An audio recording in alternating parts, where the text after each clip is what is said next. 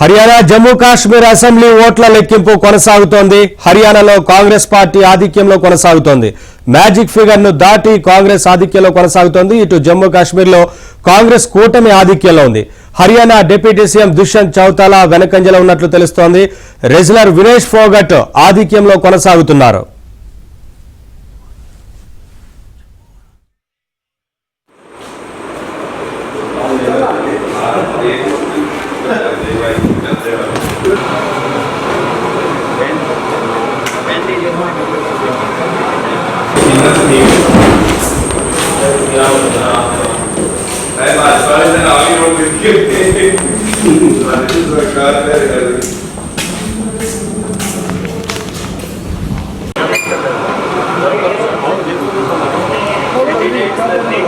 आप आगे किसी के साइन हो रहे हैं तो साइन देख लें।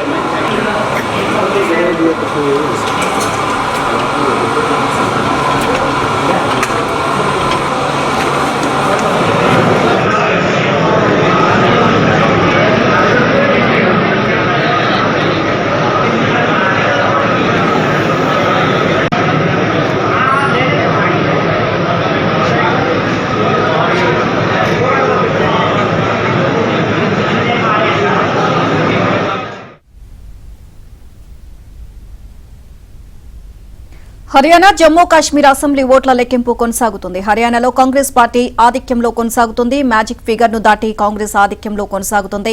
ఇక జమ్మూ కాశ్మీర్ లో కాంగ్రెస్ కూటమి ఆధిక్యంలో ఉంది. హర్యానా డిప్యూటీ సీఎం దుష్యంత్ చౌతాలా వెనుకంజలో ఉన్నట్లు తెలుస్తోంది. ఇక రెజ్లర్ వినేష్ ఫోగట్ ఆధిక్యంలో కొనసాగుతున్నారు. ఇదే అంశానికి సంబంధించి మరిన్ని అప్డేట్స్ మా ఢిల్లీ బ్యూరో చీఫ్ కృష్ణ అడిగి తెలుసుకుందాం. కృష్ణ, హర్యానా అలాగే జమ్మూ కాశ్మీర్ లో ఓట్ల లెక్కింపు అయితే కొనసాగుతుంది. ఓవరాల్ గా అప్డేట్స్ ఏంటి?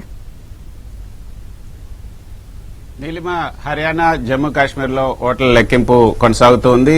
దాదాపుగా ఏదైతే హర్యానా జమ్మూ కాశ్మీర్ లో ఈ యొక్క సర్వే సంస్థలు చెప్పినట్లుగానే ఆ విధంగానే ఫలితాలు వస్తూ ఉన్నాయి. హర్యానాలో అయితే టోటల్ గా వన్ సైడెడ్ గా కాంగ్రెస్ వైపే మొత్తం ఓటర్లు మొగ్గు చూపినట్టుగా తెలుస్తుంది. మ్యాజిక్ ఫిగర్ ని దాటిపోయారు. హర్యానాలో మొత్తం 90 సీట్లలో మ్యాజిక్ ఫిగర్ 46 కాగా ఇప్పుడు కాంగ్రెస్ పార్టీకి కాంగ్రెస్ తో ఉన్నటువంటి పార్టీలు మొత్తం కలుపుకుంటే 54 స్థానాల వరకు ఇప్పుడు ఉన్నటువంటి సంఖ్య 54. ఇంకా 4 స్థానాలకు సంబంధించినటువంటి రిజల్ట్స్ రావాల్సి ఉంది.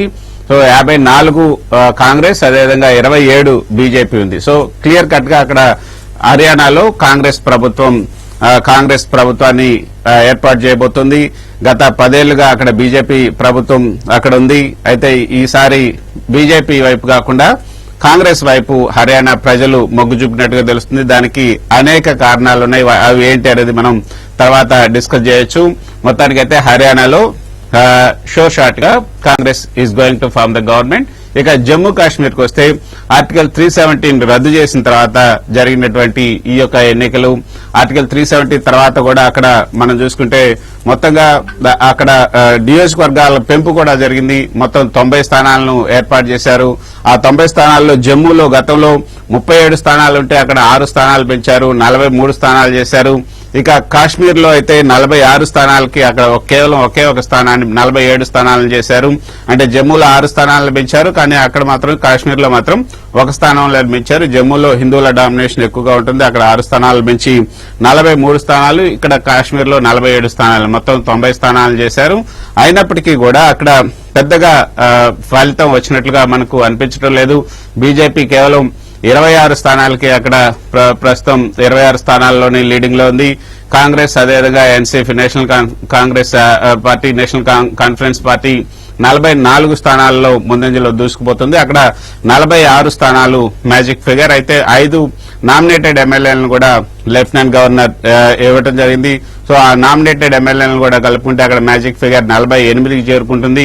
అయినప్పటికీ కూడా పెద్ద కష్టపడాల్సినటువంటి అవసరం లేదు. 44 ఆల్రెడీ ఇప్పుడు కాంగ్రెస్ ఎన్సీపీ ఉంది కాబట్టి అక్కడ కూడా జమ్మూ కాశ్మీర్ లో కూడా కాంగ్రెస్ అండ్ నేషనల్ కాన్ఫరెన్స్ కలిపి అక్కడ ఫామ్ చేసే అవకాశం ఉంది. ఒకవేళ ముందుగా మనం చూసాం ఉమర్ అబ్దుల్లా, అదేవిధంగా ఫరూక్ అబ్దుల్లా, వీళ్ళిద్దరూ కూడా నిన్న ప్రకటన చేశారు. ఈ 5 ఎమ్మెల్యేలతో, నామినేటెడ్ ఎమ్మెల్యేలతో కనుక కాంగ్రెస్ బీజేపీ ప్రభుత్వాన్ని ఏర్పాటు చేయాలని కనుక ప్రయత్నం చేస్తే ఖచ్చితంగా పీడీపీని కూడా ప్రోగ్రెసివ్ డెమోక్రటిక్ పార్టీ మహబూబా ముఫ్తీకి సంబంధించినటువంటి పార్టీని కూడా కలుపుకొని మేమే గవర్నమెంట్ ఫామ్ చేస్తా ఉన్నారు. ఇప్పుడు పీడీపీ అవసరం కూడా పెద్దగా అవసరం లేకపోవచ్చని కూడా తెలుస్తుంది కాంగ్రెస్ ఎన్సీపీకి. సో ఆ రెండు పార్టీలే కలిసి అక్కడ పోటీ ప్రభుత్వాన్ని ఏర్పాటు చేసే అవకాశం ఉంది. ఇప్పటికే అంటే ఇప్పుడు మొత్తంగా ఇంకా 45 స్థానాలు కాంగ్రెస్ అండ్ ఎన్సీపీ ఉంది. జమ్మూ కాశ్మీర్ లో 26 స్థానాల్లో బీజేపీ ఉంది. సో ఈ ఫిగర్ ని చూస్తుంటే, ఈ ట్రెండ్ ని చూస్తే ఖచ్చితంగా అక్కడ జమ్మూ కాశ్మీర్ లో క్లియర్ గా కాంగ్రెస్ అండ్ ఎన్సీపీ, ఇటు హర్యానాలో అయితే డామ్ షూర్ గా 53 స్థానాల్లో కాంగ్రెస్ పార్టీ ముందంజలో ఉంది. అయితే సర్వే సంస్థలు కూడా చాలా సంస్థలు ఇవే అంచనాలు ఇచ్చాయి. సర్వే సంస్థలు కాంగ్రెస్ పార్టీకి హర్యానాలో సుమారు 60కి పైగా 65-70 స్థానాల వరకు కూడా కాంగ్రెస్ స్వీప్ వన్ సైడెడ్ గా స్వీప్ గానే వచ్చే అవకాశం ఉందని కూడా అందరూ ఊహించారు. అంత స్వీప్ అయితే కనిపించట్లేదు కానీ 53 అంటే మ్యాజిక్ ఫిగర్ దాటి కొంత 10 స్థానాలు అధికంగానే ఇప్పుడు వెళ్లే అవకాశం ఉంది. సో ఎక్కడా కూడా ఎవరి మీద ఆధారపడాల్సినటువంటి అవసరం లేకుండానే కాంగ్రెస్ హర్యానాలో ఈజీగానే ఫామ్ చేయబోతుంది.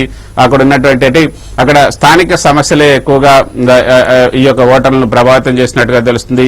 జాతీయ సమస్యలు ఎక్కువగా పట్టించుకోలేదు స్థానిక ప్రజలు. అంతేకాకుండా జాట్లు, ఎవరైతే ఈ యొక్క జాట్లు ఎస్సీలు అందరూ కూడా కాంగ్రెస్ వైపే ఉన్నట్లుగా కూడా చాలా ప్రస్ఫుటంగా దీన్ని బట్టి మనకు అర్థమవుతుంది. జాట్లను కొంత బీజేపీ నిర్లక్ష్యం చేసింది. అక్కడ ఉన్నటువంటి రైతులను కూడా కొంత నిర్లక్ష్యం చేసింది. నల్ల చట్టాలు ఏవైతున్నాయో వాటి ప్రభావం కూడా, రైతులకు సంబంధించినటువంటి 3 నల్ల చట్టాల ప్రభావం కూడా ఎక్కువగా ఉంది. నిరుద్యోగం, అదేవిధంగా అగ్నివీర్ సంబంధించి కూడా హర్యానాలో చాలా మంది వ్యతిరేకించారు. దాని ప్రభావం కూడా మనకు చాలా స్పష్టంగా కనిపిస్తుంది.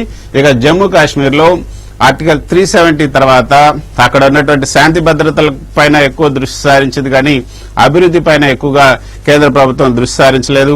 అదేవిధంగా లెఫ్టినెంట్ గవర్నర్ నేతృత్వంలో అక్కడ జరుగుతున్నటువంటి పాలన పైన కొంత స్థానికంగా తీవ్రంగా వ్యతిరేకత కనిపిస్తున్నట్లుగా మనకు అనిపిస్తుంది. మొత్తానికైతే క్లియర్ కట్ గా హర్యానాలో కాంగ్రెస్ ప్రభుత్వం, అదేవిధంగా జమ్మూ కాశ్మీర్ లో కూడా కాంగ్రెస్ కూటమి ప్రభుత్వం, కాంగ్రెస్ ఎన్సీపీ కలిసి అక్కడ ఫామ్ చేయబోతుంది. మరి అక్కడ ఎవరు జమ్మూ కాశ్మీర్ లో ముఖ్యమంత్రి అభ్యర్థి ఎవరవుతారు? ఉమర్ అబ్దుల్లా అవుతారా? ఎన్సీపీకి సంబంధించినటువంటి అభ్యర్థి ఉమర్ అబ్దుల్లా అవుతారా? లేదా కాంగ్రెస్ కు సంబంధించినటువంటి అభ్యర్థి ముఖ్యమంత్రి అవుతారా చూడాలి. కానీ ఎన్సీపీకే ఎక్కువగా అవకాశాలున్నాయి. ఎన్సీపీ ఎక్కువ స్థానాలను అక్కడ కైవసం చేసుకుంటుంది. ఉమర్ అబ్దుల్లా 2 చోట్ల పోటీ చేశారు, 2 చోట్ల కూడా ముందంజలో ఉన్నారు. ఇక్కడ కూడా హర్యానాలో కూడా చాలా చోట్ల బిగ్ వికెట్స్ అన్న వాళ్ళందరూ కూడా ఓడిపోతున్నటువంటి పరిస్థితి మనకు కనిపిస్తుంది. సో క్లియర్ కట్ గా ఈ రెండు అసెంబ్లీ ఎన్నికల ఫలితాలు రాబోయే అంటే నవంబర్, డిసెంబర్ లో మహారాష్ట్ర, జార్ఖండ్ లో కూడా జరగబోతున్నాయి. సో వాటి మీద కూడా ఈ యొక్క ఎన్నికల ఫలితాల ప్రభావం రానున్న ఆ 2 అసెంబ్లీ ఎన్నికలు కూడా మహారాష్ట్ర, జార్ఖండ్ లో కూడా పడే అవకాశం ఉన్నట్టుగా తెలుస్తుంది. ఆ తర్వాత ఫిబ్రవరిలో ఢిల్లీలో కూడా అసెంబ్లీ ఎన్నికలు జరగబోతున్నాయి. సో వీటన్నిటిలో కూడా బీజేపీ ఏ విధంగా మున్ముందు రాణించబోతుంది అనేది కూడా ఒక ప్రశ్నార్థకంగా మారబోతుంది అన్నది రాజకీయ పరిశీలకులు చెప్తున్నట్టు